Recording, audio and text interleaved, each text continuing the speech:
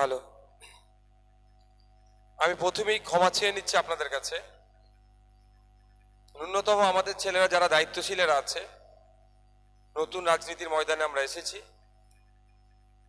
একটা চটেরও আমাদের ব্যবস্থা করতে পারেনি, এর জন্য আমি ক্ষমা চেয়ে নিচ্ছি। দ্বিতীয় কথা হচ্ছে আমাদের যারা দায়িত্বশীলেরা আছে,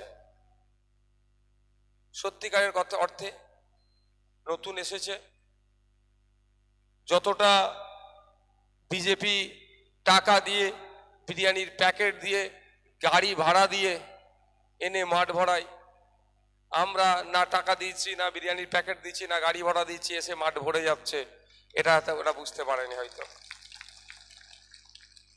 আমাদের ম্যানেজমেন্টের অভাবের জন্য আপনাদেরকে আমরা চট দিতে পারিনি। তবে একটা কথা শুনছিলাম, বললো নাকি যা ডেকোরেটার্স করলে অন্য কোনো ডেকোরেটার্স করলে নাকি চেয়ার ভেঙে দেবে। আমি বললাম হ্যাঁ, কে বলবে? কে? বিশ্বজিৎ দাস না কি আছে না, ওকে আমার নাম বলে দিবি, আমি এসেছি, আমার চেয়ার একটা হাত দিতে বলবে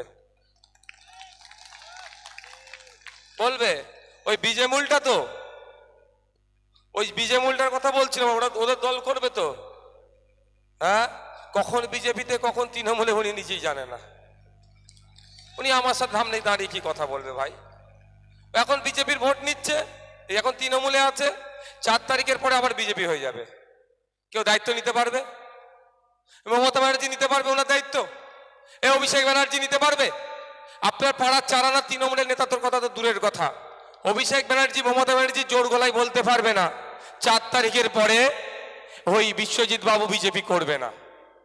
কারণ আমরা দেখলাম তৃণমূলের নেতা ছিল, বিজেপির বিধায়ক হয়ে গেল, বিজেপি ছেড়ে তৃণমূল করছে, এখন করছে, আগামী দিনে কি করবে বোঝা মুশকিল।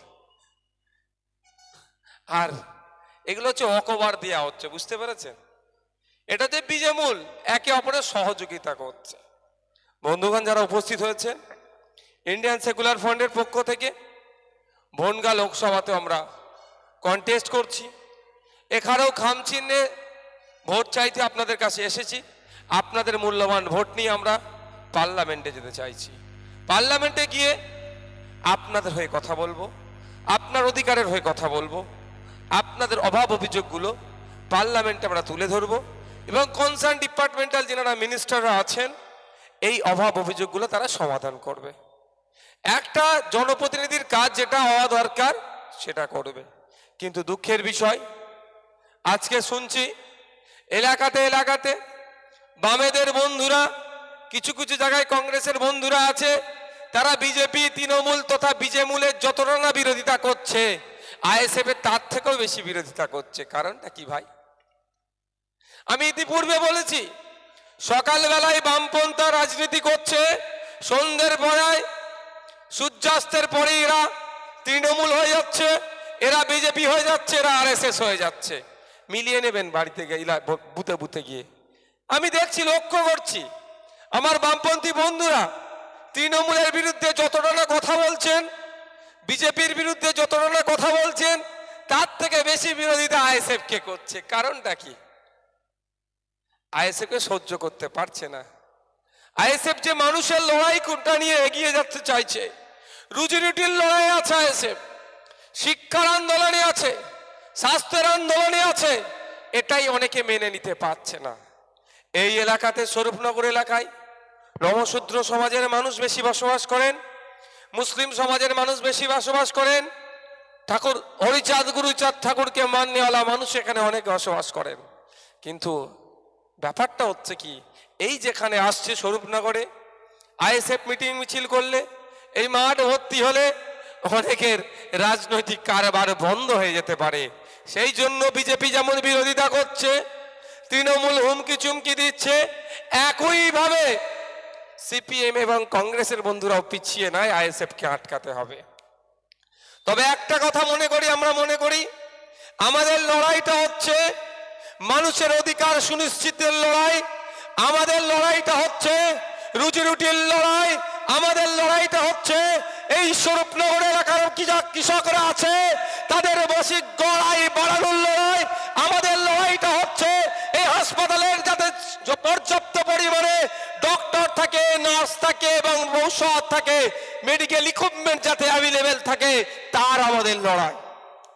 আমাদের লড়াই কারো লাভ করিয়ে দেওয়ার জন্য নয়, কোনো রাজনৈতিক দলের ক্ষতি হোক তার লড়াই আমরা আসিনি। আমাদের লড়াই, আমি কৃষক, আমি দিনের শেষে অর্থাৎ মাস গেলে আমি কত টাকা ইনকাম করছি, সেটা কতটা বাড়ছে কতটা কমছে সেটা সুনিশ্চিত করার লড়াই আমাদের, ইনকাম বাড়ানোর লড়াই আমাদের। সেই জন্যই আমাদেরকে বিভিন্নভাবে দেখে দেওয়ার চেষ্টা হচ্ছে। তবে কে কি সার্টিফিকেট দিল তা নিয়ে আমি একবারও ভেঙে পড়ি না, কে কি বললো তা একবারের জন্য আমি ভাবি না, কারণ মন জানে পাপ আর মা জানে বাপ। আমাকে কে জন্ম দিয়েছে, আমার সার্টিফিকেট যাই থাকুক না কেন, আপনাকে কে জন্ম দিয়েছে, যাই সার্টিফিকেটে পিতার নাম থাক না কেন, আপনার মাই ভালো করে বলতে পারবে আপনার জন্মদাতা বাবা কে। আর আপনি অন্যায় করছেন কি নাই করছেন, আপনার এটা কে বলবে? মন বলে দেবে। দুনিয়া কি সার্টিফিকেট দিল দেখার দরকার নাই। কদিন আগে দেখছিলাম, বাবু তোমরা বসো, নালে নিচে গেছে ওখানে বসো, ওখানে বসার জায়গা আছে বসো, নালে একদম ওখানে চলে যাও, আর এখানে গল্প করার জায়গা নয়।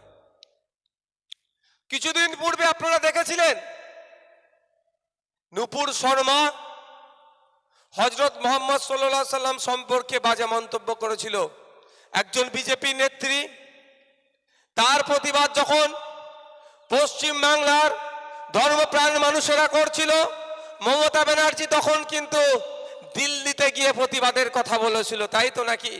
যেটা দিল্লির বিষয়, দিল্লিতে গিয়ে প্রতিবাদ করতে।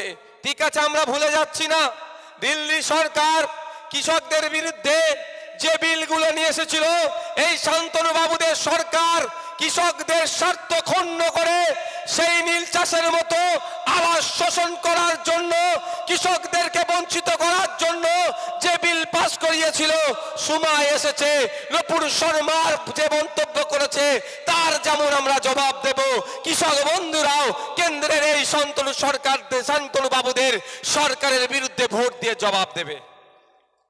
আমরা ভোট দিয়ে পাঠিয়েছিলাম শান্তনু বাবুকে পার্লামেন্টে, আমাদের ভোট নিয়ে আমরা কৃষক, আমাদের সমস্যাগুলো সমাধান করবে, আমাদের পক্ষে বিল পাস করাবে। কি দেখলাম, শান্তনু ঠাকুর মহাশয়দের দলের পক্ষ থেকে আমাদের পক্ষ, কৃষকদের পক্ষ নিয়ে কথা বলার দরকার, তার পরিবর্তে আমরা কি দেখলাম, উল্টে আমাদের বিরুদ্ধে অর্থাৎ কৃষকদের বিরুদ্ধে বিল পাস করলো। তাই বনগাঁ লোকসভার মানুষেরা, স্বরূপনগর লোকসভা বিধানসভার মানুষেরা, আপনারা যারা কৃষক আছেন, এই অপদার্থ শান্তনু বাবুদের সরকারকে নতুন করে ভোট দিয়ে আবার সরকারে আনবেন? এর জোরে বলুন।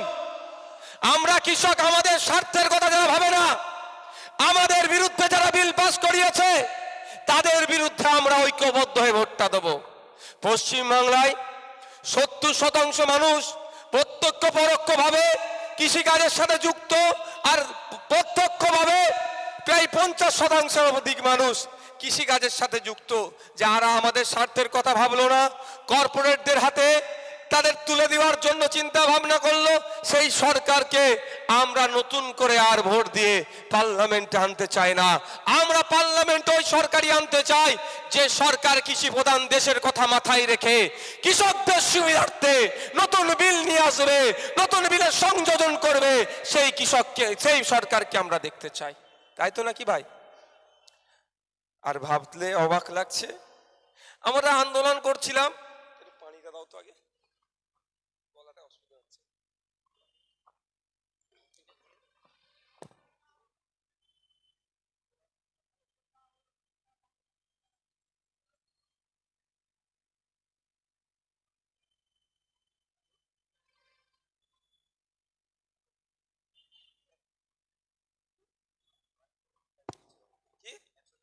ও, পতাকা ছিঁড়ে দিয়েছে তো ভালো, তো ওষুধ কাজ হচ্ছে, তার মানে ওষুধ কাজ হচ্ছে।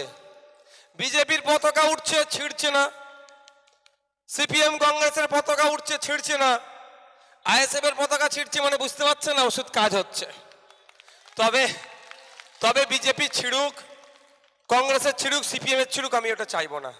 গণতান্ত্রিক রাষ্ট্র, সংবিধান আপনার আমাকে অধিকার দিয়েছে, ইসিআই থেকে রেজিস্ট্রেশন করেছি আমরা, প্রত্যেকের লোক রাইট আছে কন্টেস্ট করার, আমরাও কন্টেস্ট করছি, বিভিন্ন দল কন্টেস্ট করছে। আমি একটু আগে আসি আপনাদের কাছে। একটা এমপির কি কাজ আপনাদেরকে একটু জানতে হবে আগে। এই বনগাঁ লোকসভার প্রায় 16 লক্ষের অধিক ভোটার আছে।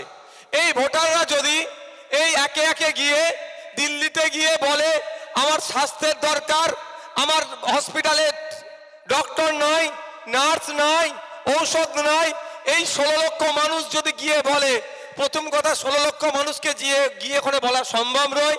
দ্বিতীয় কথা হচ্ছে যারা শুনবেন তাদেরও ধৈর্য থাকবে না, থাকবে ভাই? সেই জন্য কি আগে ছিল 10 লক্ষের লিমিটেশন, এখন লিমিটেশনকে ক্রস করে কোনো জায়গায় 14 লক্ষ, কোনো জায়গায় 16 লক্ষ, কোনো জায়গায় 17 লক্ষ, 18 লক্ষের অধিক পর্যন্ত ভোটাররা একটা মানুষকে জিতিয়ে পার্লামেন্টে পাঠায়, তার প্রতিনিধি হিসাবে এই 16 লক্ষ, 14 লক্ষ, 18 লক্ষ মানুষের প্রতিনিধি হিসাবে একজন যায়। এই যাওয়ার নামটাই হচ্ছে, পাঠানোর নামটাই হচ্ছে ভোটাভুটি। এই ভোটাভুটিতে অংশগ্রহণ করার জন্য বিভিন্ন রাজনৈতিক দলের পক্ষ থেকে বিভিন্ন প্রার্থীকে দাঁড় করায়, নির্দল থেকে দাঁড় করায়, সবাই যে যার মতো বক্তব্য দেয়, এই করব সেই করব, অনেক কথা বলে, যে যার মতো মানুষ যাদেরকে ভরসা করবে, সংখ্যাগরিষ্ঠ ভোট যার কাছে যাবে, সে এই 18 লক্ষ 16 লক্ষ মানুষের জনপ্রতিনিধি হয়ে পার্লামেন্টে গিয়ে মানুষের কথা বলবে। এটা একটা এমপির কাজ। অভাব অভিযোগগুলো শুনবে, কোথায় ব্রিজ নাই, কোথায় কলেজের দরকার, কোথায় রাস্তাঘাটের দরকার, কোথায় হসপিটালে ডক্টর দরকার, কৃষকদের স্বার্থের কথা বলা, মৎস্যজীবীদের কথা বলা, সরকারি কর্মচারীদের ডিএ বাড়ানোর কথা বলা, সমকাজে সমবেতনের কথা বলা, এক কথায় মাত্র মানুষের যে অভাব অভিযোগগুলো আছে সেইগুলো জেনে পার্লামেন্ট উত্থাপন করা।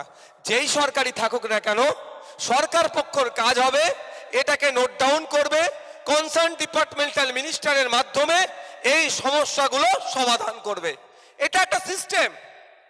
কিন্তু দুঃখের বিষয়, আমরা যাকে পার্লামেন্টে পাঠালাম তিনি শুধুমাত্র বিভাজনের কথা বলে গিয়েছেন। তার মুখ থেকে গঠনমূলক কথা আজও পর্যন্ত শুনতে পেলাম না। সব সময় ক্ষমতায় টিকে থাকবো, ভোটটা কিভাবে পাবো, এমপি কিভাবে হব, মিনিস্টার কিভাবে হব, সেই কথা ভাবলেন। কিন্তু যারা ভোট দিয়ে তাকে পার্লামেন্টে পাঠালো, এই 5 বছর ধরে সেই মানুষদের জন্য কটা কাজ করেছে তিনি একটা শ্বেতপত্র প্রকাশ করে দেখাক। শান্তনুবাবুর সৎ সাহস থাকলে, শান্তনুবাবু 1 বছরে একটা এমপির ল্যাডে 5 কোটি টাকা আছে, 5 বছরে 25 কোটি টাকা শান্তনুবাবু কোথায় খরচ করেছে আশা করছি তিনি শ্বেতপত্র প্রকাশ করে দেখিয়ে দেবেন। কিন্তু আমি আপনাদের দায়িত্ব নিয়ে বলতে পারি এটা উনি দেখাতে পারবেন না, কারণ তিনি তো মানুষের কাজই করেননি, তিনি শুধু ভোট দিয়েছে। তুমি নমশূদ্র, তুমি মতুয়া আমার ভাই, তুমি হিন্দু আমার ভাই, অমুকের সাথে বিভাজন করো, অমুককে দেশ থেকে তাড়িয়ে দাও, এই বলে শুধু ভোটটা নিয়েছে। আর ভোট নিয়ে 5 বছর উনার এমপি হলেন, মিনিস্টার হলেন, উনার এই পিরিয়ড শেষ হয়ে গিয়েছে, এবার উনি পেনশন পাবেন। আর যারা শান্তনু ঠাকুর মহাশয়ের কথাকে ভরসা করলেন, এবার হয়তো মোল্লাগুলোকে দেশ থেকে তাড়িয়ে দিয়ে ওই জমিটা আমি পাবো, ওই বাড়িটা আমি পাবো, সব ভাগ করে দিয়েছিল তো ভাই, তুই এটা পাবি, সেটা পাবি, এইটা পাবি, আমাকে ভোট দে। তাদের অবস্থা দেখুন, এই মার্কেটে ঘুরে দেখুন। আজ থেকে 2014 সালের আগে তাদের যে পরিস্থিতি ছিল, আর আজকের ডেটে যখন মার্কেটে গিয়ে দোকানদার বন্ধুরা, মার্কেট তো অনেক বড় আছে, তাদের আরো অবস্থা তলনিতে চলে যাচ্ছে। কিন্তু আমি কি দেখলাম, এমপি হলেন প্রথমে বাড়ি থেকে, ওই বাড়ি থেকে আমার এমএলএ হয়ে গেল। আর আপনার আমার বাড়ির ছেলে মেয়েরা দেখুন, চাকরি যারা করছিল মেধার ভিত্তিতে, এই দুর্নীতিগ্রস্ত তৃণমূল সরকারের জন্য আপনার আমার বাড়ির ছেলের চাকরিটা বাতিল হলো, বা আপনার আমার বাড়ির সন্তানেরা মেধাযুক্ত হওয়ার পরেও চাকরিটা আমরা পাচ্ছি না। আমাদের চাকরি, আমাদের মেধাগুলো 15 লক্ষ 20 লক্ষ টাকায় বিক্রি হয়ে যাচ্ছে। আমরা দিনের শেষে ভোটার কি পেলাম? একটা এমপির কাজ কি? যেমন অভাব অভিযোগগুলো উত্থাপন করা পার্লামেন্টে, সাথে সাথে সরকার পক্ষ যে বিলগুলো নিয়ে আসবে, সেই বিল যদি জনগণের পক্ষে আসে সেটাকে সাধুবাদ জানানো, আরো ভালো করে জনগণের কিভাবে হয় এই বিলের পক্ষে জনগণ কিভাবে ফ্যাসিলিটি নিতে পারে সেই বিষয়ে মতামত প্রদান করা। আর যদি কোনো বিল জনগণের বিপক্ষে যায় তার এক্সট্রিম বিরোধিতা করা, এইটা একটা কাজের মধ্যে পড়ে। আর একটা গুরুত্বপূর্ণ কাজ, সরকার পক্ষের অনেক সময় অনেক বিষয়ে তাদের জানকারি নাও থাকতে পারে, ইউনিক আইডিয়া নাও থাকতে পারে। সেই ইউনিক আইডিয়া দেওয়ার জন্য আগামী দিনে আমাদের দীপক মজুমদারকে আমরা পার্লামেন্টে পাঠাতে চাইছি। সরকার পক্ষের কাছে যে আইডিয়া নাই সে আইডিয়া আমরা দেব। এইগুলো তো কাজ, প্রধান কাজ। আমি ইউনিক আইডিয়ার কথা একটা বলছি। মুখ্যমন্ত্রী মমতা ব্যানার্জি মহাশয়া বারবার একটা কথা বলে, কি বলুন তো, দালাল হসপিটালে দালাল রাজ, দালাল রাজ, দালাল রাজ বলেনি? আমি এখানে ঢোকার সময় যিনি বক্তব্য দিচ্ছিলেন হসপিটালের প্রসঙ্গে বলছিলেন যে কলকাতায় গেলে বেড পাই না, টাকা দিলে বেড পেয়ে যায়, তাই তো? এটা নিয়ে মমতা ব্যানার্জি নিজে উষ্মা প্রকাশ করেছে যে এটা খুব খারাপ হচ্ছে, কিন্তু সমাধানের কথা একবারও ভাবেনি। আমরা ইউনিক আইডিয়া দিয়েছি মমতা ব্যানার্জিকে। এখানের ব্লক হসপিটাল, এই উত্তর 24 পরগনার জেলা হসপিটাল এবং কলকাতার যে সমস্ত হসপিটালগুলো আছে সরকারি, প্রত্যেকটা হসপিটালের সামনে ডিসপ্লে বোর্ড লাগিয়ে দেওয়া হোক। ওই হসপিটালগুলোতে কটা আইসিইউ আছে বেড, কটা আইডিউ বেড আছে, কটা ফিমেল ওয়ার্ড আছে, কটা মেল ওয়ার্ডে কটা বেড আছে, শিশুদের জন্য সংরক্ষিত কটা আছে, এক কথায় ওই হসপিটালে বেডের সংখ্যা কত আছে সেটা লাগিয়ে দেওয়া হোক হসপিটালের সামনে, এবং কত বুক আছে আর কত খালি আছে ওটাও দিয়ে দেওয়া হোক। তাহলে দালালরা আপনার আমার কাছ থেকে 15-20 হাজার টাকা চাইতে পারবে? পারবে ভাই? আপনাদের এখানে লোকাল স্টেশনের নাম কি? মসলন্দপুর। আপনারা শিয়ালদা থেকে এই বনগাঁ লোকাল ধরে ফেরেন, আপনারা কি এসে 3 নম্বর প্ল্যাটফর্মে উঠে যান? কি এসে কি করেন? ডিসপ্লে শিয়ালদা ঢোকার আগে যখন হাঁটেন বড় করে ডিসপ্লে বোর্ড লাগানো থাকে না স্টেশনের একদম ঢোকার এতে, বা মাইকে অ্যানাউন্সমেন্ট করে। আমরা ম্যাক্সিমাম কিন্তু মাইকে অ্যানাউন্সমেন্টের অপেক্ষায় থাকি না, আমরা কি দেখি ডিসপ্লে বোর্ডের। বা স্টেশনের মধ্যে ঢুকেও দেখবেন ডিসপ্লে বোর্ড প্রচুর থাকে। দেখে নেই কি বনগাঁ লোকাল অত নম্বর প্ল্যাটফর্মে দেবে বা আসবে, আমরা অত নম্বর প্ল্যাটফর্মে কি জানিয়ে যাই তো। তো আমরা যদি হসপিটালের সামনেতে গিয়ে দেখি কলকাতা পিজি হসপিটালে, চিত্তরঞ্জনে, মেডিকেলে, আমার ধারণা কোনো একটা পরিবারের লোককে ভর্তি করতে হবে, আমরা কোনো দালালের কাছে যাব না, সোজা চলে যাব কি ডিসপ্লে বোর্ডের সামনে গিয়ে দেখে নেব কটা বেড কি কি খালি আছে। আমাকে তখন আর দালালরা 20 হাজার টাকা নিয়ে বেড দেবে না, আমি নিজে থেকে গিয়ে বেডটা নিয়ে নেবো ভাই? গিয়ে তো চার্জ করতে পারবো, যা কনসার্ন ডাক্তার থাকবে যে বেড খালি আছে আমার বেড দাও। এই ইউনিক আইডিয়া আমরা সরকারকে দিতে চাই। এই ইউনিক আইডিয়া সরকারকে কিভাবে দেব? যেখানে দেশের আইন তৈরি হচ্ছে সেখানে আপনাদের লক্ষ্যে পৌঁছাতে হবে। আপনাদেররা যদি না পৌঁছাতে পারেন আপনাদের লক্ষ্যে, তাহলে ওই শান্তনু বাবুর মতো হবে। বছর যাবে আসবে, ভোটের সময় আসবে, সিএ নামে নাটক করে ভোটটা নিতে চাইবে। এখানে মতুয়া সমাজের ভাইরা আছেন, নমশূদ্র ভাইরা আছেন, আমি আপনাদের কাছে অনুরোধ করব যে সিএ নামে যে ফাঁদ কল খুলেছে নাগরিকত্ব দেওয়ার নামে, এই ফর্ম ফিল আপ করিয়ে আপনাদের নাগরিকত্ব কেড়ে নেবে না তো একটু ভাববেন। সেই জন্য বলবো আগে শান্তনু বাবুকে বলবেন আপনি ফর্ম ফিল আপটা করুন সিএ এর জন্য, তারপরে বাকি যারা মতুয়া সমাজের মানুষেরা আছেন, নবশূদ্র যারা আছেন, বা যারা মনে করছেন নাকি আপনারা নাগরিকত্ব পাচ্ছেন না, নাগরিকত্ব পাওয়া দরকার সিএ এর মাধ্যমে, তারা তারপরে করবেন। দেখবেন শান্তনু ফর্ম ফিল আপ করবে না। বুঝতে পারছেন না কেন? উনি ভালো করে জানেন এটা একটা টোপ। আরে এখন আমরা দেশে আছি, আমার দেশ, এটা আমার মতুয়া ভাইয়েরও দেশ, আমার নওশাদ সিদ্দিকীর দেশ, আমার দীপকদারও দেশ, আমাদের দেশ। আমরা সরকারি হসপিটালে যাচ্ছি, পরিষেবা পাচ্ছি, সরকারি বাসে চড়ে পরিষেবা পাচ্ছি, সরকারি চাকরি পাচ্ছি, রেশন পাচ্ছি, বাচ্চাদের স্কুলে পাঠাচ্ছি, সবটাই আমরা পাচ্ছি। আবার নতুন করে আমাদের নাগরিকত্ব আবার কি দরকার? এটা একটা ফাঁদ। অসমে চলে যান, 1971 সালের তারা করেছিল এনআরসি, সেখানে গিয়ে দেখুন। যদি কেউ মনে করে সিএ করে মুসলমানদের ক্ষতি করে দেবে, এখানে যারা মুসলিম সমাজের মানুষেরা আছেন আপনাদের বলে রাখছি, ভয় পাওয়ার কোনো জায়গা নাই। কে তাড়াবে আপনাদেরকে? কে তাড়াবে আপনাদেরকে? অমিত শাহজি, এই শান্তনুদার বস অমিত শাহজি, সে কেন? তাদের বস মোদিরও ক্ষমতা নেই দেশ থেকে ভারতীয়দেরকে তাড়ানোর, এটা মাথায় রাখবেন। শুধু ভয় দেখিয়ে এটাকে টোপ হিসাবে ব্যবহার করা হচ্ছে। সিএটা হচ্ছে একটা ভোট ধরা কল।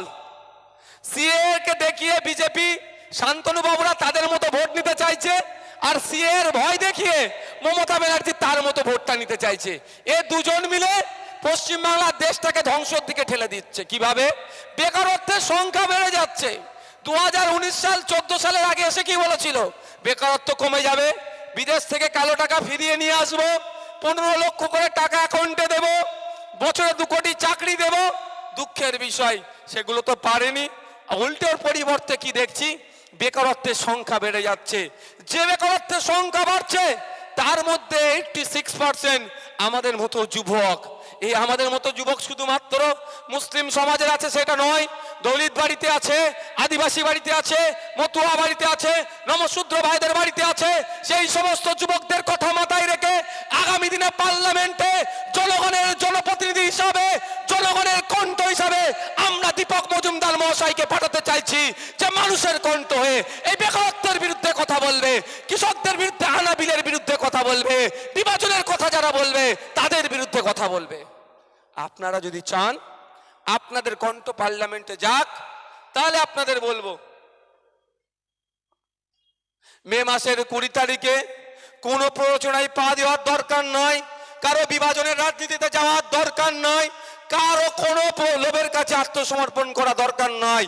সকাল সকাল উঠবেন, চুপচাপ যাবেন, খামচিহ্নে ভোট দেবেন, দীপক বাবুকে পার্লামেন্টে পাঠাবেন। দীপক বাবু পার্লামেন্টে গিয়ে এই বন্যা লোকসভার যে চাওয়া পাওয়া, অভাব, অভিযোগ যেগুলো আছে সর্বপ্রথম সেইগুলো নিয়ে তিনি সোচ্চার হবেন, এবং সেখান থেকে তার এমপি ল্যাডের জন্য বছরে 5 কোটি টাকা, 5 বছরে 25 কোটি টাকা যেটা আছে তার সাথে সাথে আরো ডেভেলপমেন্ট করার জন্য আরো বেশি টাকা বার করে নিয়ে এসে যাতে বনগাঁর মানুষের উন্নয়ন করা যায়, সেই লড়াইয়ে তিনি বলিষ্ঠ কণ্ঠে থাকবে।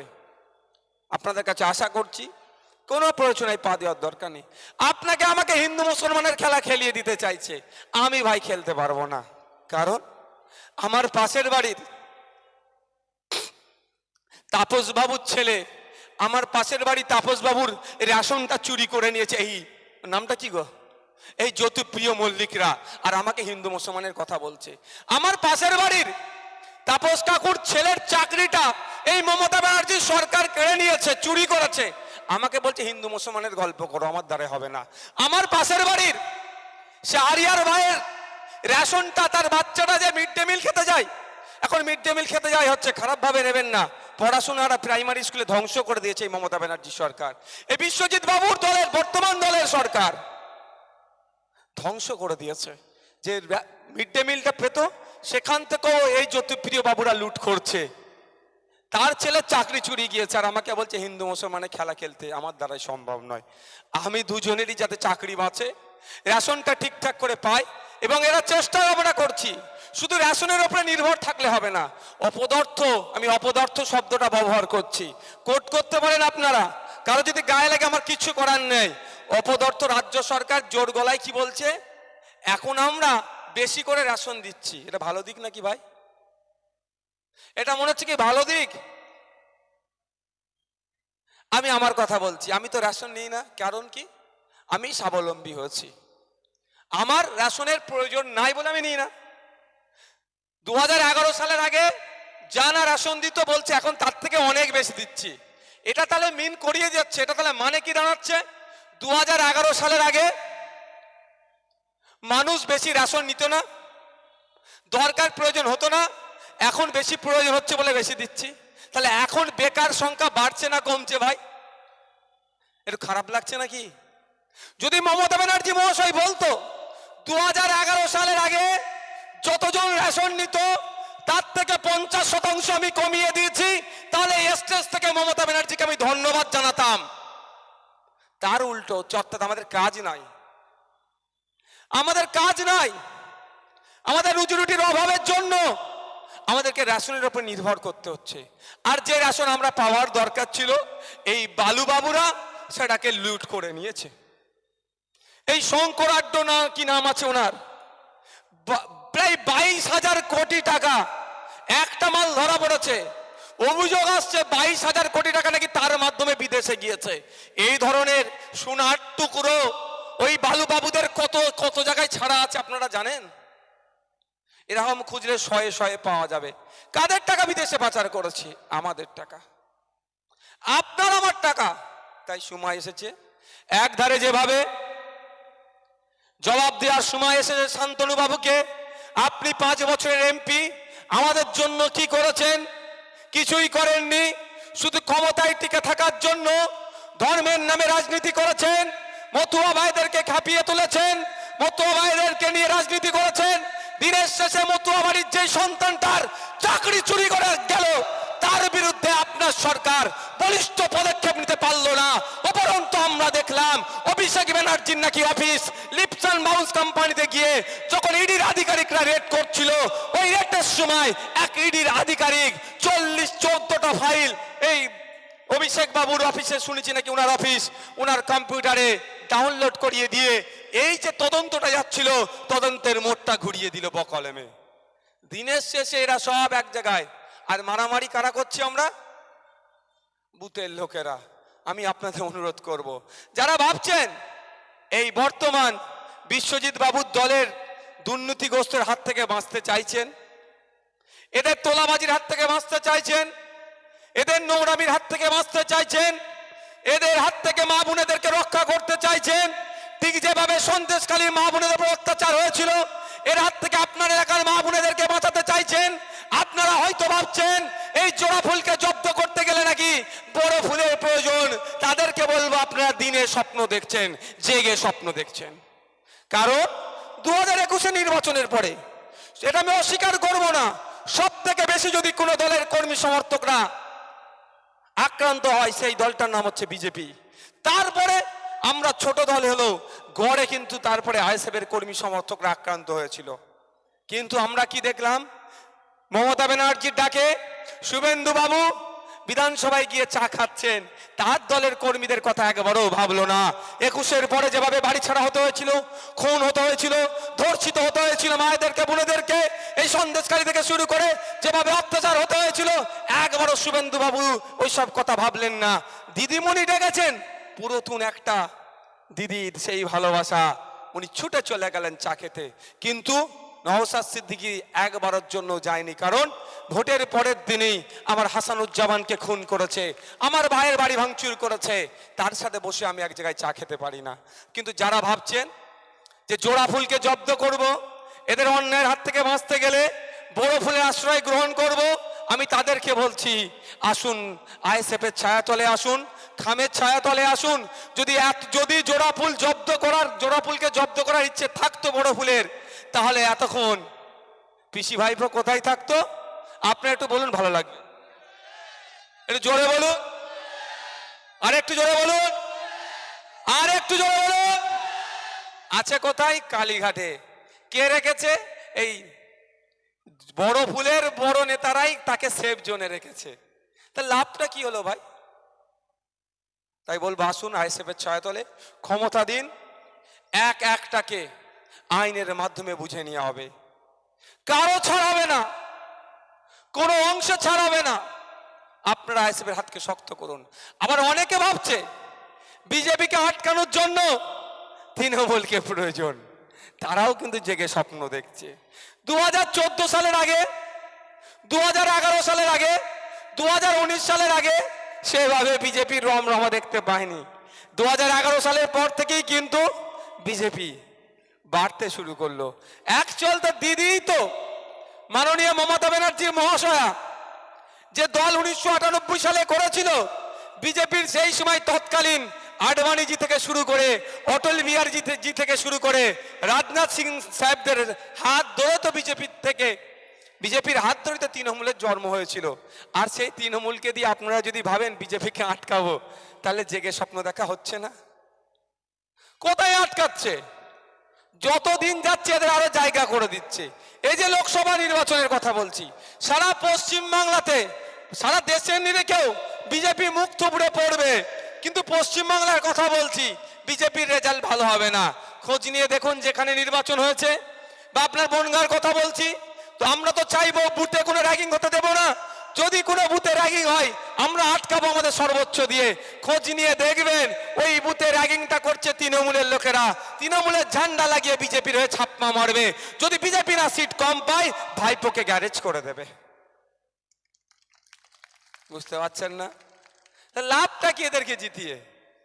যারা মানুষের কথা বলে, শ্রমজীবী মানুষের কথা বলে, কৃষকের কথা ভাবে, তাদের হাতকে শক্ত করুন।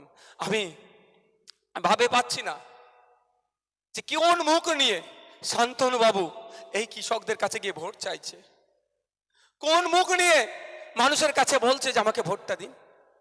কৃষকরা আমরা পাঠালাম পার্লামেন্টে আমাদের দুর্দশার কথা তুলে ধরার জন্য। আপনাদেরকে একটু তথ্য দিয়ে রাখি। আচ্ছা, এখানে কৃষক সমাজের মানুষ কারা আছে একটু হাত তুলবেন যারা কৃষক?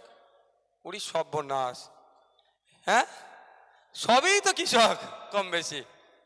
আপনাদের দুর্দশার কথা একটু বলি তাহলে, এটা শুনবেন না? চাকরি চোরেরা চাকরি চুরি করে যেতে জানি, আর তাকে কারা সাপোর্ট করছে সেটাও আমরা জানি।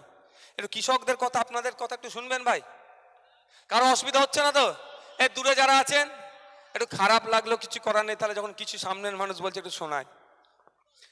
আমি পশ্চিমবাংলার বিধানসভাতে মাননীয় কৃষিমন্ত্রীকে প্রশ্ন করেছিলাম যে পশ্চিমবাংলার কৃষকদের মাসিক গড় আয় কত পরিবার পিছু।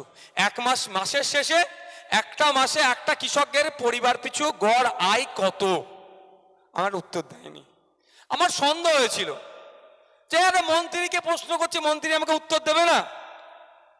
আবার প্রশ্ন করেছি, উত্তর দেয়নি। স্ট্যান্ডিং কমিটির আমি একটা মেম্বার এগ্রিকালচার, সেখানে ওই সেক্রেটারি এসেছিলেন কৃষি দপ্তরের, তাকে প্রশ্ন করেছি, তিনিও উত্তর দেয়নি। আমার সন্দেহ হয়েছিল আরে সব কথার উত্তর দিয়ে দেয়, এই কথার কেন উত্তর দিচ্ছে না। আমি একটু সার্চ করতে লাগলাম, গবেষণা করতে লাগলাম যে ব্যাপারটা কি। গবেষণা করতে করতে দেখলাম ভারত সরকার একটা তথ্য দিয়েছে, যে তথ্য দেখে আমার চক্ষু চড়ক গাছ হয়ে গেল, যে পশ্চিমবাংলার কৃষকদের মাসিক গড় আয় মাত্র 7,000 টাকার নিচে, বিলো 7,000। মানে ভাবতে পেরেছে আমাদের কৃষক, কৃষি প্রধান রাজ্য, আমাদের কৃষকদের অবস্থা এই। তারপর আমি একটু গবেষণা করলাম, তাহলে এই পশ্চিমবাংলা এটা কি সারা ভারতবর্ষের নিরিখে নাকি, না শুধু পশ্চিমবাংলার জন্য? এই গবেষণা করতে করতে, একটু পড়াশোনা করতে করতে দেখলাম হরিয়ানা রাজ্যের, জম্মু অ্যান্ড কাশ্মীর, মেঘালয়, আপনার অরুণাচল প্রদেশ, বিভিন্ন রাজ্যের ডেটা বার করলাম। আমি তো অবাক হয়ে গেলাম। কাশ্মীরের মতো রাজ্যে 15,000 টাকার বেশি মাস গেলে ইনকাম করে, হরিয়ানা আর 22,000 মতো ইনকাম করে। এই দেখতে দেখতে আরো অবাক হয়ে গেলাম। মেঘালয়াতে গিয়ে রাজ্যে দেখলাম মাত্র 313 হেক্টর জমি মেঘালয়াতে আছে। ওখানকার কৃষকরা মাস গেলে 29 থেকে 30,000 টাকা ইনকাম করে। আর আমাদের ওয়েস্ট বেঙ্গলে 88 লক্ষ হেক্টর কৃষিজ জমি আছে। এখন মমতা ব্যানার্জি সরকার বলছেন ওটা বেড়ে নাকি 1 লক্ষ হেক্টর জমি আছে। তো ভালো কথা, যদি এটা সত্যি হয়ে থাকে ভালো কথা, সাধুবাদ জানাচ্ছি। কিন্তু এখানকার কৃষকদের মাসিক গড় আয় কেন মাত্র 7,000-এর নিচে? আমরাও কৃষক, মেঘালয়ের গুলোও কৃষক, ওখানে মাত্র 313 হেক্টর জমি থাকার পরেও মাস গেলে প্রায় 30,000 টাকা ইনকাম করছে। আমরা কেন কম ইনকাম করছি? এ কথা, এই সমস্যা সমাধানের জন্য আপনারা রাজ্যের আইনসভার মধ্যে পাঠিয়েছেন যে বিধায়কগুলোকে, আমি তো মনে করছি অপদার্থ বিধায়ক ছাড়া আর কিছু নয়। তারা আপনাদের সমস্যা সমাধান দূরের কথা, ওখানে যে কিভাবে বাইনারি পলিটিক্স করবে, গলায় কেউ গেরুয়া ফ্ল্যাগ লাগিয়ে, গলায় কেউ ডবল জোড়া ফুলের ফ্ল্যাগ লাগিয়ে শুধু ইনকিলাব জিন্দাবাদ করছে, মানুষের কথা বলছে না। যখন রাজ্যের বাইনারিকে ভেঙে, বিজেপি তৃণমূলের বাইনারিকে ভেঙে ভাঙড় থেকে আমাকে নির্বাচিত করে সংযুক্ত মোর্চা তথা আইএসএফ এক বিধায়ককে বিধানসভার মধ্যে পাঠিয়েছে, বাকি 293টা কি করছে আমি দেখতে চাইনি। কৃষকের কথা মাথায় রেখে কৃষকদের মাসিক গড় আয় বাড়বে কি করে তার জন্য লড়াই করছি। ঠিক একইভাবে আমরা এই বনগা থেকে ভোট দিয়ে পার্লামেন্টে পাঠালাম। আমরা কৃষক ভাবলাম আমাদের দুর্দশার কথা বলবে, আমরা মৎস্যজীবী ভাবলাম আমাদের দুর্দশার কথা বলবে, আমরা ভাবলাম আমাদের মিনিমাম ওয়েজেস, আমরা যারা শ্রমজীবী মানুষ আমাদের মজুরিটাকে বাড়ানোর কথা বলবে। এটা তো দূরের কথা, সেই একইভাবে কেউ গেরুয়া ফেটটি লাগিয়ে তো কেউ নীল সাদা লাগিয়ে, কেউ আবার হাত চিহ্ন লাগিয়ে, যে যার মতো করে তারা তাদের শুধু রাজনৈতিক রুটি শেখার জন্য তারা ব্যস্ত হয়ে গিয়েছে। আমরা কৃষক, আমরা শ্রমজীবী মানুষ, আমরা ভ্যান চালক, আমরা সরকারি কর্মচারী, আমাদেরকে 8 ঘন্টার বেশি ডিউটি করাচ্ছে, আমাদের ন্যায্য দিয়ে টাকা আমাদের দিচ্ছে না। আমাদের ছাত্র যুব যারা আছে তারা উচ্চশিক্ষায় শিক্ষিত হয়ে তারা মেধার ভিত্তিতে চাকরি পাচ্ছে না। এই সমাধানের জন্য সোচ্চার হতে দেখতে পেলাম না। তাই সময় এসেছে, কটা বাজে, তাই সময় এসেছে আমাদেরকে ভাই আমাদের লড়াইটা আমাদেরকে কি করতে হবে ভাই? বুঝে নিতে হবে। কিভাবে বুঝবেন? দেশ আপনাকে, সংবিধান আপনাকে ক্ষমতা দিয়েছে, আপনার ভবিষ্যৎ আপনি ঠিক করতে পারবেন, আপনার হাতে ক্ষমতা আছে। একটা কথা বলে যে দেশের বিদায়ী প্রধানমন্ত্রী নাকি চাওয়ালা, তাই তো? কিন্তু জীবনে তিনি কোন দোকান থেকে চা বিক্রি করেছেন এখনো আমার দেখার সৌভাগ্য হলো না। আশা করছি এই বনগাঁ লোকসভার মানুষেরও দেখার সৌভাগ্য হয়নি। এবং তার হাতে কে চা খেয়েছেন সেই ভাগ্যবান ব্যক্তিটা কে, তার দর্শন পাওয়ারও ভাগ্য আমাদের কারো হলো না। যাক, আমি সেই কন্ট্রোভার্সিতে যাচ্ছি না, কতটা অসত্য কথা সেই বিষয়ে এখনো যাচ্ছি না। তবে আমি ওখান থেকে একটা পয়েন্ট শুধু আপনাকে ধরাতে চাই। তাহলে এটা থেকে তাদের কথা অনুযায়ী এটা তাহলে প্রমাণ হচ্ছে বা বাস্তব এটাই, দেশের চা বিক্রেতাও কিন্তু প্রধানমন্ত্রী হতে পারে। কে প্রধানমন্ত্রীটা করেছে ওনাকে? কে করেছে? আপনি করেছেন, আপনার মূল্যবান ভোট করেছে। তো আপনার মূল্যবান ভোট এবার এমন একটা প্রধানমন্ত্রী করুক, আপনার মূল্যবান ভোটটা এমন একটা এমপি করুক, তিনারা যে এই বাইনারি পলিটিক্স নয়, ধর্মের বিভাজনের পলিটিক্স নয়, মানুষের কথা বলবে, ধর্মনিরপেক্ষতার কথা বলবে, সমাজ ব্যবস্থার কথা বলবে, দেশ কিভাবে এগিয়ে যাবে তার চিন্তা ভাবনা করবে। সেই সরকার আমরা গঠন করব এবং সেই এমপিকে আমরা পার্লামেন্টে পাঠাবো। তো হবে তো নাকি ভাই? এখানে যারা হাজার হাজার মানুষ এসেছেন, একটু আপনাদেরকে দায়িত্ব নিতে হবে। এই বাধা বিপদ থেকে উপেক্ষা করে এখানে এসেছেন তো ভাই, আপনার আজ থেকে বাড়ি ফিরে গিয়ে 10টা করে মানুষকে বোঝান, এই বিজেমূল থেকে মাইনাস করিয়ে ভোটটা খামচিহ্নে আইএসএফের পক্ষে নিয়ে আসুন।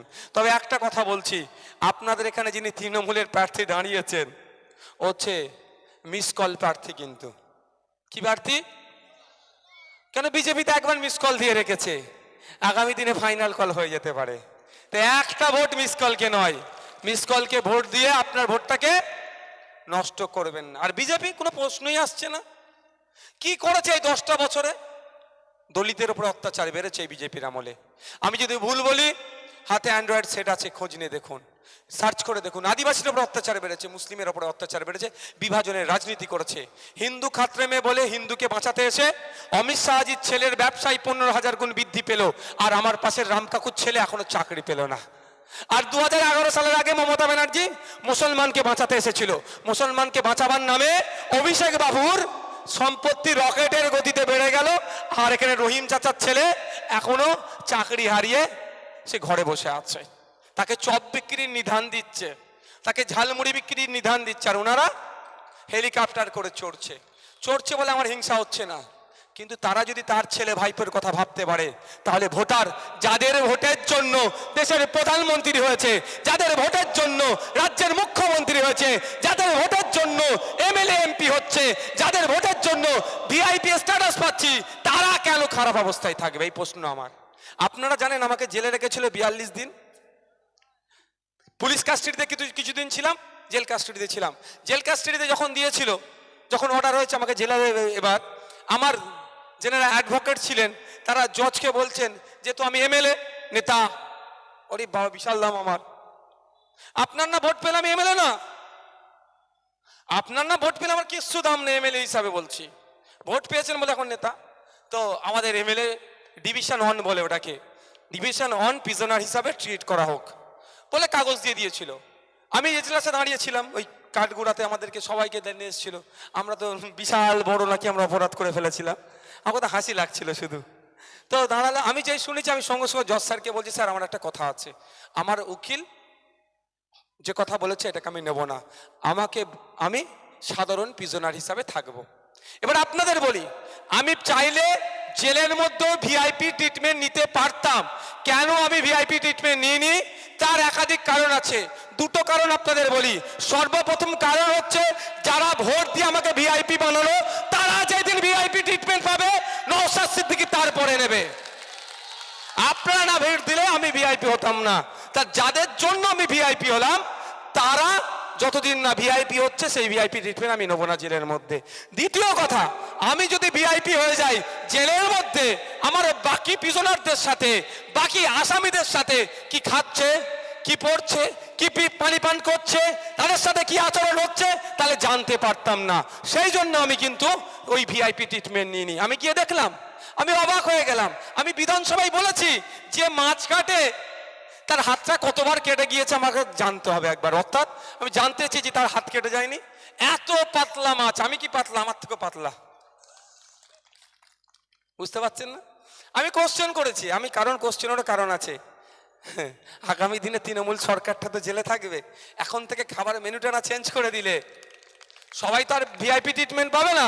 আপনার পঞ্চায়েতের যিনি মেম্বার, আপনার এলাকার যিনি প্রধান, আপনার এলাকার সমিতির যিনি সভাপতি, তার কি ছাড় পাবে নাকি? অত সহজ নয়। ক্ষমতায় আসছি আগামী দিনে, কমিশন বসাবো, জনগণের ট্যাক্সের টাকা যারা লুট করেছে প্রত্যেকটা কমিশন বসাবো। বাড়ি করেছে, গাড়ি করেছে, জমি কিনেছে, লরি কিনেছে, ও কথা একটাও ছাড় পাবে না। কমিশন বসিয়ে সমস্ত ইল্লিগাল সম্পত্তিগুলোকে আমরা নিলামে তুলবো। নিলামে তুলে যে টাকা হবে কোষাগারে জমা করে আবার জনগণের কাজে লাগাবো। আর ওই বেটাগুলোকে কোথায় রাখবো? জেলে রাখবো। সবাই কি আর মমতা ব্যানার্জি, অভিষেক ব্যানার্জি বা তৃণমূলের হেভিওয়েট নেতা নাকি যারা এখন জেলে আছে এখন সবাই ভিআইপি ট্রিটমেন্ট পাবে? আপনার পঞ্চায়েতের প্রধান কি জেলে গেলে ভিআইপি ট্রিটমেন্ট পাবে নাকি? তো ওর কথাও তো আমাকে একটু ভাবতে হচ্ছে। ও অন্তত একটু ভালো খাবার খাবে, যা তার জন্য এখন আমি বিধানসভায় বলেছিলাম। তো আমি আপনাদের বলার কারণ ওটাই যে আপনাদের হাতে যে ক্ষমতাটা আছে সঠিক জায়গায় প্রয়োগ করুন। কেউ কাগে কান নিয়ে চলে গেছে বলছে বলে কাগের দিকে তাকাবার দরকার নেই, কানের দিকে তাকান। আর একটা কথা, জবাব দেওয়ার আমাদের সময় এসেছে। কি জবাব দেওয়ার সময়? আমি সেই সময় সম্ভবত জেলে ছিলাম, জেলে পেপারটা পড়েছিলাম। আমাদের মতুয়া সমাজের ধর্মগুরুদের নামকে নিয়ে খিল্লি করেছিল, মনে আছে? এ কাদের মনে আছে? হাতটা তুলে দেখান একটু। মনে আছে তো? ঠাকুর হরিচাঁদ ঠাকুর, ঠাকুর গুরুচাঁদ ঠাকুরের নামকে নিয়ে খিল্লি করেছিল, মনে আছে তো? তাই গুরুচাঁদ ঠাকুর, হরিচাঁদ ঠাকুরদের নামকে নিয়ে যারা খিল্লি করেছে, শুধু মতুয়া ভাই জবাব দেবে এটা নয়, যারা ধর্মপ্রাণ মানুষ আছি আমরা ঐক্যবদ্ধ হয়ে সরকারকে জবাব দিতে হবে। এই মমতা ব্যানার্জিকে জবাব দিয়ে দেবো। আগামী দিনে কোনো ধর্মগুরুর নাম নিলে যাতে সঠিকভাবে নেয় তার জবাবটা দেবো। এতদিন হয়ে গেল এখনো পর্যন্ত তিনি বললেন না আমি মুখ স্লিপ করে বলেছি বা আমার ভুল হয়ে গিয়েছে। মানে কত অহংকার, ঔদ্ধত্য, বুঝতে পেরেছেন? তাই একদিকে ঠাকুর হরিচাঁদ ঠাকুরের, ঠাকুর গুরুচাঁদ ঠাকুরের ভক্ত থাকবে, আর একদিকে ফুরফুরা শরীফ পীর আবু বকর সিদ্দিক রহমতুল্লাহর ভক্তরা থাকবে। হাতে হাত মিলিয়ে আমরা এই মমতা ব্যানার্জির এই নামকে নিয়ে খিল্লি করছে জবাব দেব। মনে থাকবে তো ভাই? ভুলে যাচ্ছি না সায়নী ঘোষের কথা, এরও জবাব দিতে হবে। হিন্দু সমাজের শিব ঠাকুরকে যারা ভালোবাসে, পুজো করেন, শিবলিঙ্গকে নিয়েও খিল্লি করেছে কে? এই মমতা ব্যানার্জি, অভিষেক ব্যানার্জি স্নেহধন্য, তাদের স্নেহধন্য সায়নী ঘোষ মহাশয়া। কি বলেছে আমার মুখে আসছে না ভাই, আমি বলতে পারবো না। যেভাবে শিবলিঙ্গকে নিয়ে খিল্লি করেছে। আরে আমরা ধর্মপ্রাণ মানুষ, আমার ধর্ম আমার কাছে, অপরের ধর্ম অপরের কাছে। নিজের ধর্ম মানব, অপরের ধর্মকে আমরা সম্মান দেব। হ্যাঁ, মনে আছে আপনাদের তো? মনেই থাকুক, এটা প্রকাশ আনবেন না, ওই শব্দ মুখে বলা যাবে না, কিন্তু জবাব আমাদের দিতে হবে। তৃণমূলের কিছু হলে না হলে ওই কুণাল ঘোষকে দিয়ে সন্ধ্যাবেলায় বলিয়ে নেয় হ্যাঁ যেটা আমরা ভুল করছি কি ঠিক করছি। ফিরহাদ হাকিম পার্কিং এর রেট বাড়িয়েছে কি কমিয়েছে সেটা নিয়ে কুণাল ঘোষকে তার জন্য সাফাই গাইতে পারে, আর শিবলিঙ্গকে নিয়ে অপমানজনক অসম্মানজনক মন্তব্য করলো কুণাল ঘোষের মুখেও স্যালোটেপ লাগিয়ে রেখেছে, মমতা ব্যানার্জিও লাগিয়ে রেখেছে, অভিষেক বাবুও লাগিয়েছে। জবাব আমরা দেব।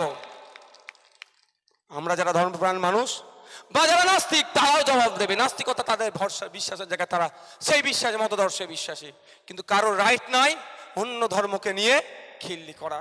ঠিক একইভাবে আমরা ভুলে যাচ্ছি না, নূপুর শর্মা যখন হযরত মুহাম্মদ সাল্লাল্লাহু আলাইহি ওয়াসাল্লামকে নামকে নিয়ে খিল্লি করেছিল, বাজে মন্তব্য করেছিল, অশ্লীল মন্তব্য করেছিল, আপত্তিজনক মন্তব্য করেছিল, তখন মমতা ব্যানার্জি কি বলেছিল?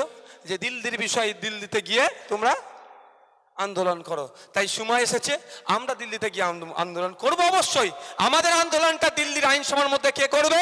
দিকবাক মজুমদার স্যার করবে। আর আমরা রাস্তাতে গণতান্ত্রিক প্রক্রিয়াতে আন্দোলন করব।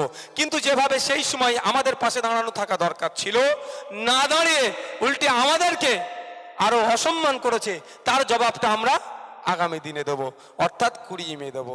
ভাই সকলে হবে তো নাকি? ভাই এখান থেকে আমার যেতে হবে কোথায় জানেন?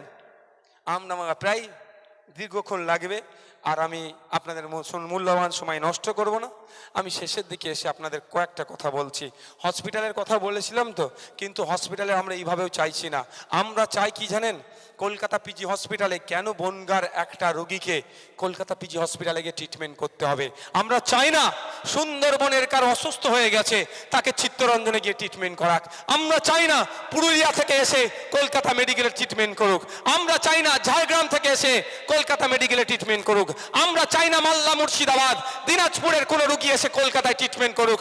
আমরা চাই কলকাতাতে যে সমস্ত সরকারি বড় বড় হসপিটাল আছে, চিত্তরঞ্জন থেকে শুরু করে, এসএসকেএম থেকে শুরু করে, মেডিকেল থেকে শুরু করে, ওই ধরনের বড় হসপিটাল প্রতিটা জেলায় একটা করে তৈরি হোক। আগামী দিনে যদি আমাদেরকে সুযোগ দেন, ওই দায়িত্ব বছরে আমরা একটা হলেও তৈরি করব আপনাদের জন্য। সকলে বিদায় নেন, আস্তে আস্তে যান। যাওয়ার সময় একটা কথা শুধু বলবো, আচ্ছা আপনারা দেখেছেন এই মমতা ব্যানার্জির সাথে শুভেন্দু অধিকারীর কোনোদিন হাতাহাতি লড়াই হতে? শুভেন্দু অধিকারীর সাথে হাতাহাতি লড়াতে দেখিনি। সুজন চক্রবর্তীর সাথে দিলীপ ঘোষের লড়াই হতে, মোহাম্মদ সেলিমের সাথে ফিরহাদ হাকিমের কারো লড়াই হতে দেখেছেন? অধীর বাবুর সাথে কোনো একটা তৃণমূলের নেতার কারো লড়াই হতে দেখিনি, আর আমরা দেখতেও চাইছি না। কিন্তু আমরা কি দেখেছি? এই বনগাঁতে, এই স্বরূপনগরে, এই বকটুয়ে, এই ধামাকালিতে, এই বাসন্তীতে, এই ভাঙড়ে, এই ক্যানিংয়ে কি করতে দেখেছি? যে বুথের স্তরে মারামারি হানাহানিতে জড়িয়ে পড়ছে। আমি প্রত্যেকটা রাজনৈতিক দলের কর্মীদের উদ্দেশ্যে বার্তা দিতে চাই, যদি আপনার দলের নেতারা লড়াইটা মিডিয়ার মাধ্যমে, মাইকের মাধ্যমে করে, তাহলে আপনি হাতাহাতি লড়াই কেন জড়িয়ে পড়ছেন? না, আস্তে আস্তে বিদায় নিচ্ছি। আস্তে আস্তে বিদায় যে নিতে নিতে শুনতে হবে তো, এটা যাবার সময় এটা শুনতে শুনতে চলে যান। ভালো লাগলে ভোট দেবেন, না ভোট দিলেও জোর জবরদস্তি করবো না। কিন্তু অনুরোধ একটাই, ভোটের জন্য বিভাজনের রাজনীতিতে ফাঁদে পা দেবেন না। ভোটের জন্য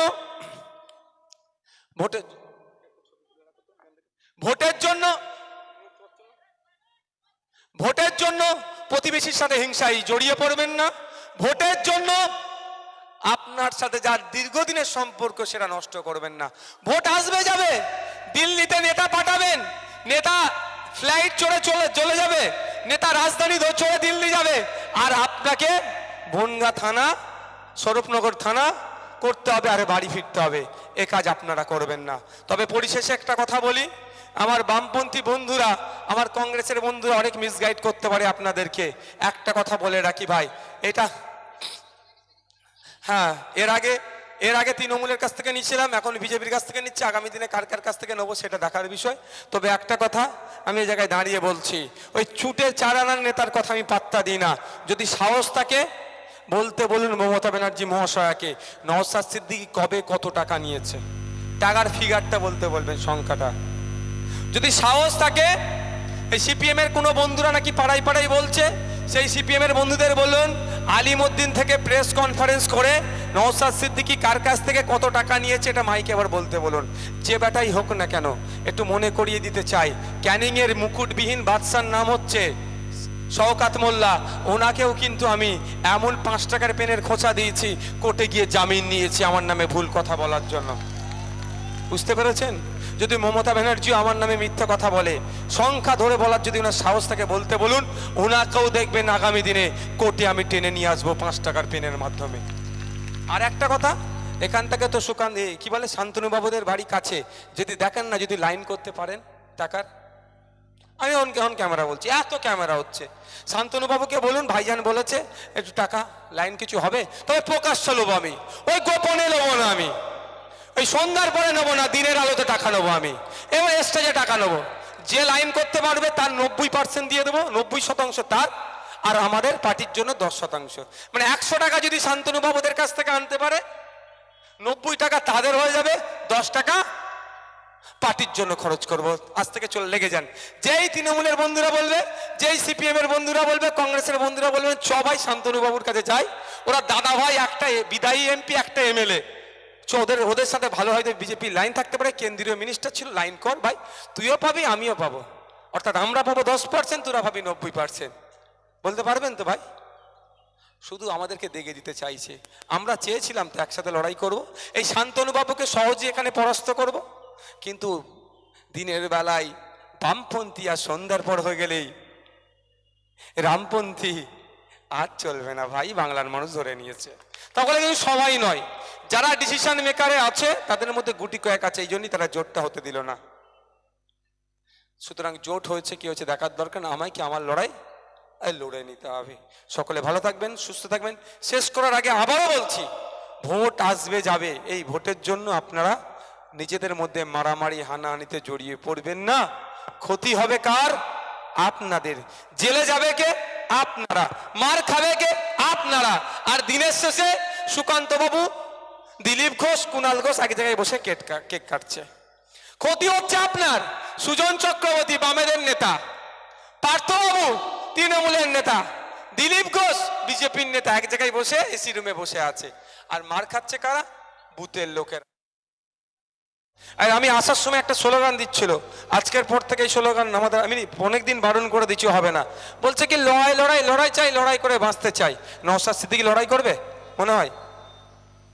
আমি আমার উদাহরণ দিয়ে বলছি, কিন্তু আমি সামনে থেকে লড়াই করার ছিল, আপনারা জানেন আমি সামনে থেকে ছিলাম। আমার ভাইকে মারার আগে আগে আমাকে মারতে হবে, কিন্তু লড়াই লড়াই লড়াই চাই, লড়াই করে বাঁচতে চাই বলছে। সুজন চক্রবর্তী লড়াইয়ের ময়দানে থাকে, সন্ধ্যা হলে টিভির সামনে একটু বসে ভালো ভালো ভাষণ দিয়ে চলে যায়। মোহাম্মদ সেলিম সাহেব লড়াইয়ের ময়দানে থাকে, অধীর বাবু লড়াইয়ের ময়দানে থাকে, ওই সন্ধ্যা হলে পার্টি অফিসে আছে একটা, পিছনে হাত চিহ্নের ছবি দিয়ে প্রেস করে ছেড়ে দেয়। অভিষেক বাবু লড়াইয়ের ময়দানে থাকে, ওরে বাবা লড়াইয়ের ময়দান তো দূরের কথা, 2000 পুলিশ লে ঘুরে রাস্তা পাচ্ছে না, কোনো লড়াইয়ের ছিটে ফুটা চলে আসে। মমতা ব্যানার্জি লড়াইয়ের ময়দানে আছে, কেউ লড়াইয়ের ময়দানে নেই। লড়াইয়ের ময়দানে কারা? ওই দিনে যারা 300 টাকা ইনকাম করতে গেলে যাদের মাথার ঘাম পায়ে ফেলতে হয়, হাতে কড়া বসে গিয়েছে, পায়ের ফেটে বেরিয়ে যাচ্ছে গরমকালে, শীতকাল তো দূরের কথা। ভুল বলছি নাকি ভাই? সকালে উঠছে ভ্যান চালাচ্ছে, 300 টাকা ইনকাম করতে যাদের অনেক কষ্ট হচ্ছে, তারা এই করছে, লড়াই করছে। মরছে কারা? তারা। মারছে কারা? তারা। জেল খাটছে কারা? তারা। কবরে কারা যাচ্ছে? তারাই যাচ্ছে। শ্মশানে তারাই যাচ্ছে। আর আমার মতো নেতারা এসি রুমে বসে বছরে একবার করে হলে কি এসে ওই ছবি দিয়ে অমুক অমর রহে বলে ছেড়ে দিচ্ছি, বাকি 364টা দিন ওর পরিবারের কি করে কাটছে সে দেখছে ভাই।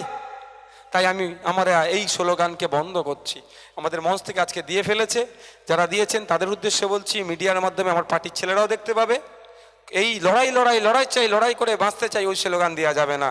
ওই দিনকে আমি বলবো তোমরা দেবে, যেই দিনকে মোহাম্মদ সেলিম সাহেব, যেই দিনকে সুজন চক্রবর্তী, যেই দিনকে দিলীপ ঘোষ, যেই দিনকে কুণাল ঘোষ, যেই দিনকে অধীর বাবু, যেই দিনকে মমতা ব্যানার্জি, যেই দিন অভিষেক ব্যানার্জি লড়াই করতে নামবে, তারপরে আমরা ভাববো আমরা দেবো কি দেবো না। 75 বছর ধরে আমরা তো লড়াই করলাম, দলিত আদিবাসী পিছিয়ে বর্গের মানুষেরা, নমশূদ্র মতুয়াদেরকে দিয়ে শুধু তো লড়াই লাগিয়ে নিয়ে তোমরা গদিটা দখল করে বসে আছো। এখন নমশূদ্র মতুয়া আদিবাসী থেকে শুরু করে মুসলিম সমাজের মানুষেরা বলছে আর লড়াই নয়, ভোটের সময় আসবে, ভোট দিয়ে চলে আসবো। যদি লড়াই করতে হয়, তোমরা বড় নেতারা এসি রুমে বসে চা খাচ্ছ, তোমরা আগে আসো লড়াইয়ের ময়দানে। 75 বছর আমরা লড়াই করেছি, তোমরা পেছনে হাত দিয়ে দেখেছো, এখন সময় এসেছে তোমরা লড়াই করবে, আমরা পেছনে হাত দিয়ে দাঁড়িয়ে দাঁড়িয়ে দেখবো। এই জন্যই ভাই নওশাদ সিদ্দিকী সাম্প্রদায়িক, নওশাদ সিদ্দিকী মুসলমানদের দল। আরে হিন্দু সমাজের পূর্বপুরুষেরা দেবদেবীর নামে, মন্দিরের নামে সম্পত্তি উৎসর্গ করে গিয়েছিল, যারা দেখভাল করে তাদেরকে সেবায়েত বলে। এই সম্পত্তি বিক্রি করা যায় না, হস্তান্তরযোগ্য নয়, এই সম্পত্তি হস্তান্তরযোগ্য নয়। এই মমতা ব্যানার্জির আমলে, এই মমতা ব্যানার্জির নিজের দপ্তর, আমার উপরে কেন রাগ জানেন মমতা ব্যানার্জি দলের লোকেদের? এই মমতা ব্যানার্জি দলের যেভাবে চুরি করছে আমি ধরিয়ে দিচ্ছি বলে। আর যদি বলতাম আমাকে মারলাম আমি চুপ করে যাবো, নওশাদের মতো ভালো ছেলে পৃথিবীতে দুটো পাওয়া যাবে না, ও তুলনাটা দূরের কথা, জোড়াই মিলবে না, তখন বলতে রাই। মমতা ব্যানার্জির নিজের দল, নিজের দপ্তর, ভূমি ও ভূমি সংস্কার দপ্তর, সেই দপ্তরের চুরির মাধ্যমে আমার হিন্দু সমাজের পূর্বপুরুষেরা দেবদেবীর নামে যে সম্পত্তি উৎসর্গ করে গিয়েছিল, অর্থাৎ দেবত্ব সম্পত্তির বিক্রি হয়ে যাচ্ছে, ওর প্রতিবাদ করছি আমরা। আমরা বলছি যে আমরা এখন ফিরাতে হবে, যদি না ফিরাই আগামী দিনে যেই বিএলও